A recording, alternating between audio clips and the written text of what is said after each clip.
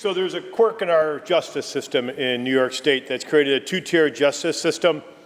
Everybody's under this perception that if you're a judge, well, of course you're a lawyer. But that's really not true. In OCA courts, Office of Court Administration, those judges are lawyers. There's 1,200 other courts in New York State through the town court justice system. Courts have broad jurisdiction, traffic, felony, arraignment, small claims, misdemeanors, but they're not lawyers. And anyone who's a lawyer in the room would remember Gideon versus Wainwright, where the Supreme Court said, in criminal proceedings, the potential deprivation of liberty is so serious that you have to have a lawyer to be represented. But I don't know if they ever paused to think that some of the people that the lawyer would be arguing in front of aren't even lawyers themselves. So this bill would take the 100 busiest courts in New York State under the town court system and make it so those are lawyers.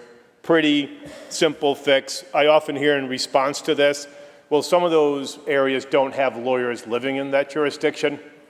So we intentionally crafted it for only the 100 busiest courts.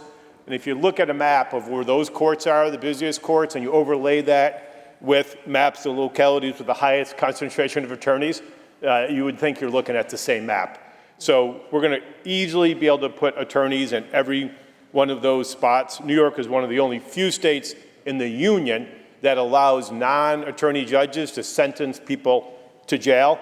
So it's a common sense solution to a problem that people put this system in place back in the early 1700s. It might have made sense then. It didn't make sense now. So we've talked to people about the state, around the state about this. We've considered all the potential downsides.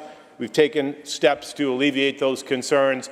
And it's about time that in New York State, we don't have a two-tier justice system. We have a one-tier justice system where every defendant not only has a right to counsel, but here has a right to appear in front of a judge who is also a counsel. I proudly vote aye.